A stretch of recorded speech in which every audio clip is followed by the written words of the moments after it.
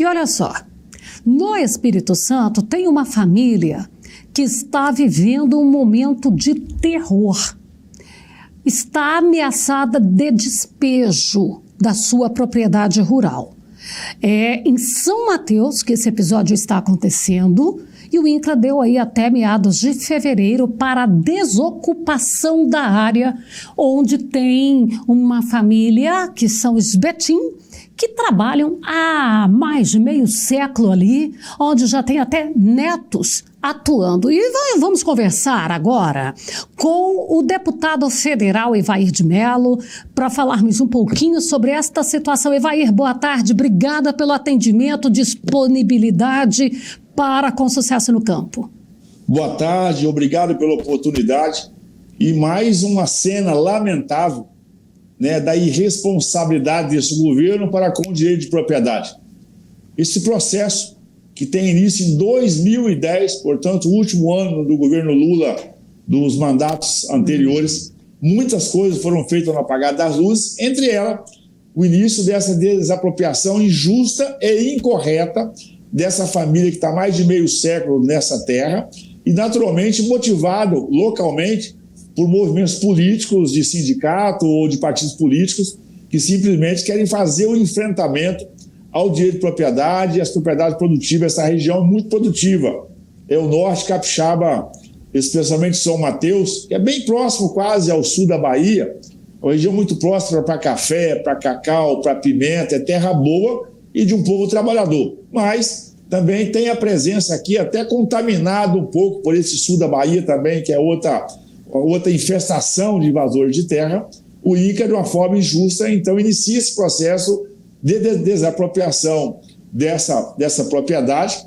São 600 hectares, então não é nada monstruoso também, mas alegando que ali era terra improdutiva, ou seja, com laudo que eles construíram, com a vistoria que eles construíram, e nada do que a família apresentou eles aceitaram, nem o histórico familiar, nem o histórico de notas fiscais, de compra e de produção. Esse processo andou até 2012, aí já sim no governo Dilma, e ele foi, em 2012, o governo, ao seu juízo, fez um depósito judicial daquilo que ele entendia ser o valor da terra, que não estava à venda, não é interesse da família, mas o governo fez esse depósito.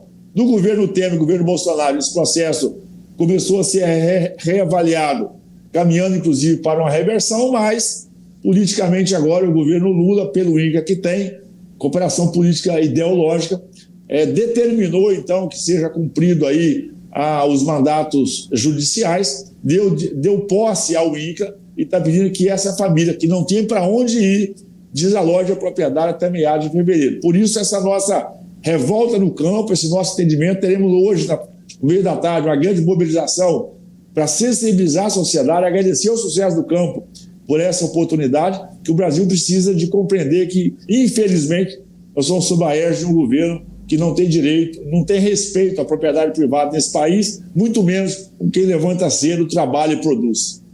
Pois é, essa manifestação ela vai ser realizada hoje, às 15h, lá na Fazenda. Exatamente, nós estamos a caminho por lá, estamos mobilizando todo o setor produtivo capixaba, que é uma forma de dar publicidade ainda mais a esse fato, e contamos aí que essa mobilização, que a justiça, ao perceber que realmente tem uma sociedade mobilizada, possa sensibilizar e possa rever esse processo. Nós queremos, primeiro, que o processo fosse acabado, porque a fazenda ela é produtiva, assim foi provado a sua produção, mas eles tiveram o capricho, inclusive, de desmembrar áreas dentro da fazenda, porque as propriedades rurais aqui no Espírito Santo, né, que vem de sucessão familiares, às vezes parte é do filho, parte é do neto, parte fica o principal, né? Essa coisa da agricultura familiar aqui no Espírito Santo é muito forte. Então, mora o avô, mora o filho, mora o neto, ali tem parceiros que trabalham na propriedade também, mas eles quiseram desmembrar uma área, né, justificando, mas na verdade já chegaram com escritura pronta, com planta pronta, com o valor feito deles, de forma que nada daquilo que o contraditório apresentou, eles aceitaram. Porque eles têm, claro, eles já disseram até que politicamente estão tirando uma família para colocar 30. Eles fazem conta de voto, fazem conta de eleitores, por isso eles não têm nenhum respeito E essa é uma ameaça. Essa região, inclusive, está sendo fortemente ameaçada porque agora também, né, estão fazendo a ampliação de territórios quilombolas. Então, além de invadir propriedade produtiva, eles já começam um processo agora de demarcação de terra confrontante, que tem os quilombolas devidamente registrados aqui nessa região, agora simplesmente estão ampliando essas áreas por cartografia, e esses produtores rurais que são confrontantes desses quilombolas também ficam suspensos as suas operações de banco, porque, segundo o banco, aquela área é uma área de conflito, isso feito à revelia, e infelizmente aqui no nosso estado tem a conivência do governo do estado, que ideologicamente pensa igual o governo federal e também não usa da máquina estatal do estado para proteger as propriedades privadas. Então essa conivência do governo federal com o governo do estado deixa o Espírito Santo nesse momento com muita insegurança jurídica quando o assunto é direito de propriedade.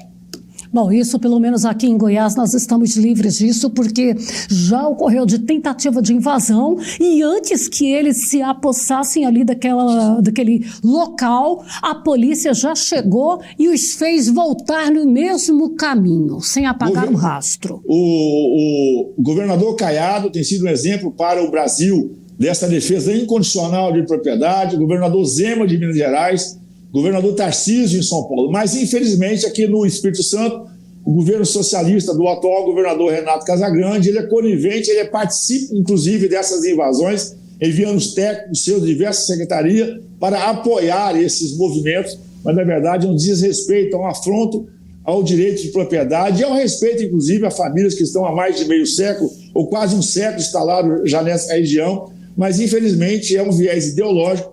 Por isso, o nosso trabalho, tanto na Comissão de Agricultura da Câmara, onde eu presido hoje, como a Frente Parlamentar Agropecuária, onde eu sou vice-presidente, nós temos atuado fortemente para trazer esse debate, mostrar para a sociedade que, mas infelizmente, o governo tem esses invasores de terra, esses movimentos de desrespeito à propriedade privada, e infelizmente hoje tem assento hoje na cadeira, na sala e no avião do presidente da República, um governo que está de joelho por essas pessoas que não respeitam a propriedade privada desse país. Deputado lembrou muito bem aí, e aí eu acho que é importante que a gente dê luz aos fatos, porque é fazendo isso que a sociedade vai tomar conhecimento do que está acontecendo e a gente tem que mostrar sim a verdade, porque há cerca de 2 anos, aqui no PADEF, o deputado deve saber muito bem que o PADEF ele é feito de assentamento, que foi uma área de assentamento federal.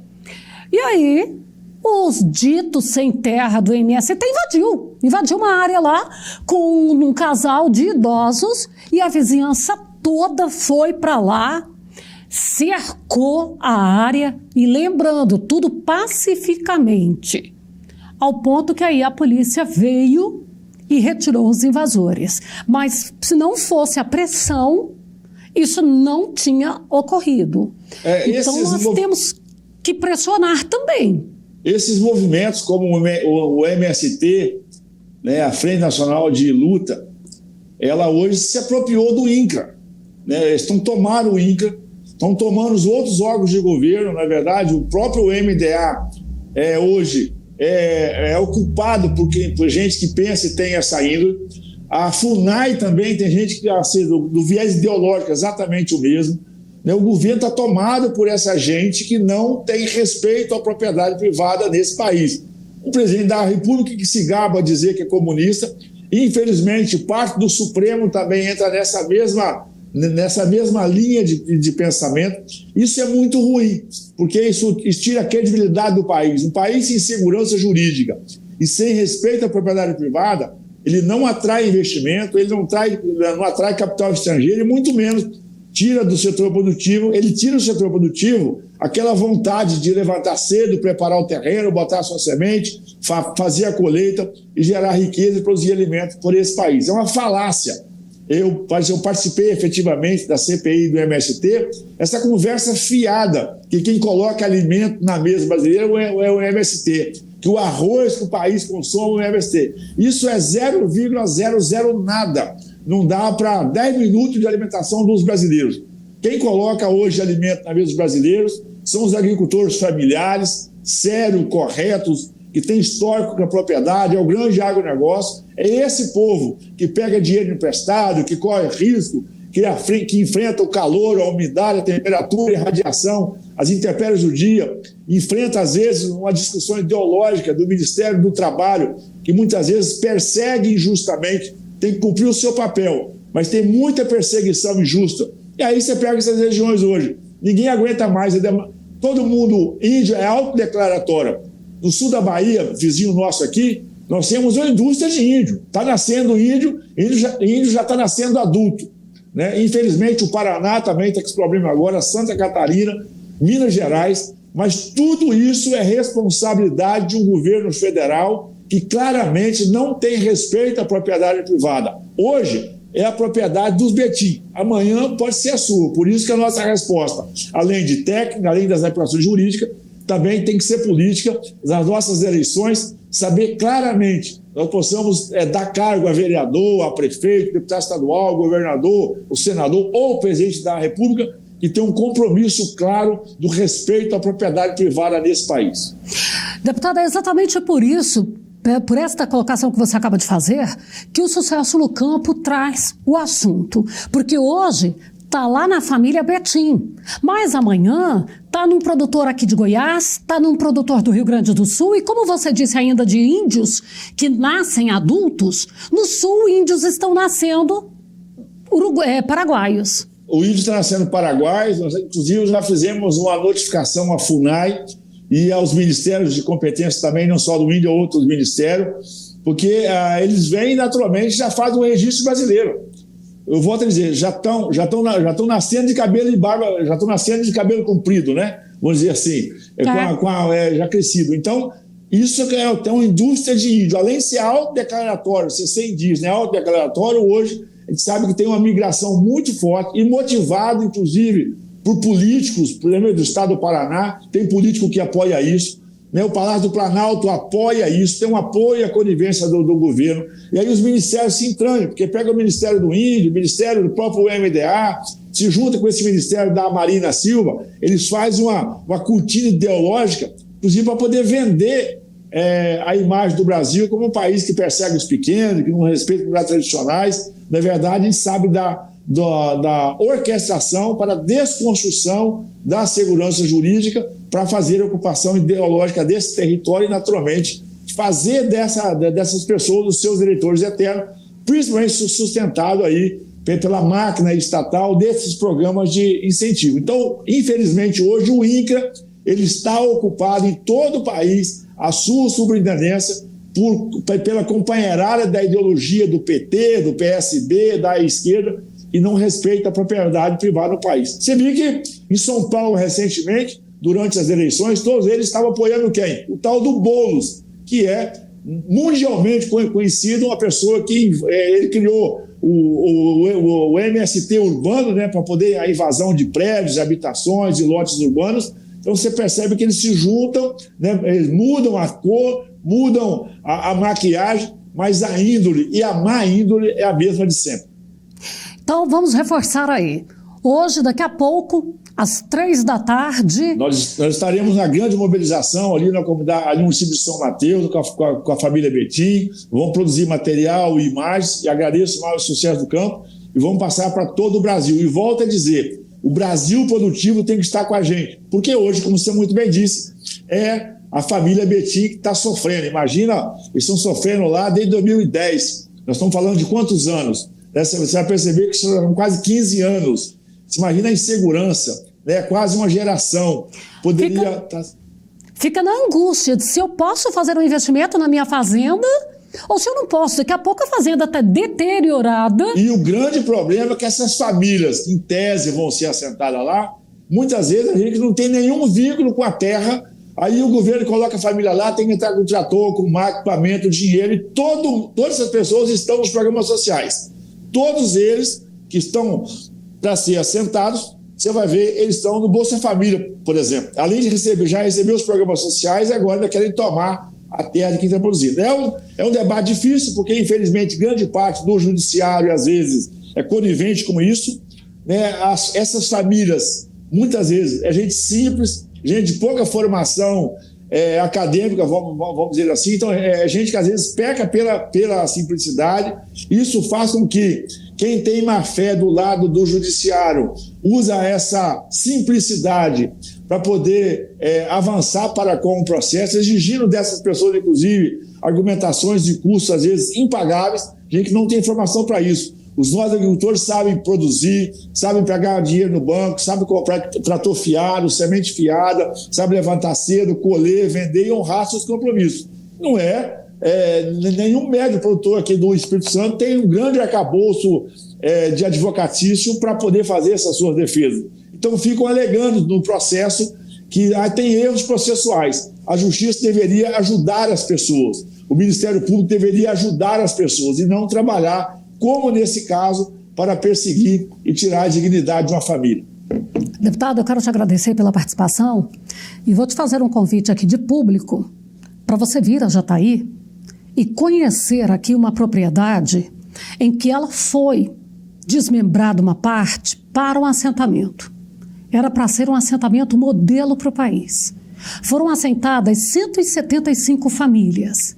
Destas, restam 5 originais. O assentamento hoje é bonito, é produtivo, porque quem de fato tem habilidade com a terra comprou dos assentados, dos sem terras, que já estão em outros grupos fazendo arruaça por aí.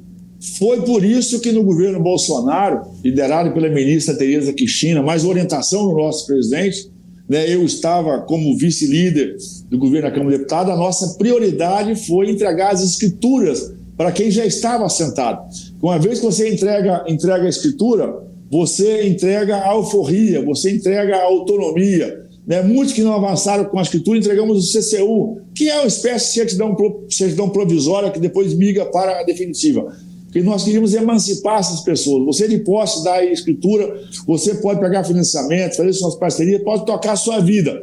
Mas, infelizmente, essa esquerda não quer entregar a escritura, porque ele quer que essas pessoas continuem submissas a seus programas, que naturalmente daí fazem também uma manipulação eleitoral. Aí suspenderam, inclusive, esse processo nosso. Só que no Espírito Santo foram quase 4.000 novas escrituras que nós entregamos, entre escrituras de CCU, para emancipar as pessoas. Mas é preciso deixar claro, já está mais do que batido, que infelizmente, tanto hoje aqui no Espírito Santo, do governo Casagrande, tanto do governo federal, liderado pelo Lula, eles querem, na verdade, que essas pessoas fiquem submissas às suas vontades políticas e ideológicas, e assim eles entendem que terão cabo eleitorais para perpetuar o poder. A nossa luta é todo dia, é constante, nós não vamos desistir.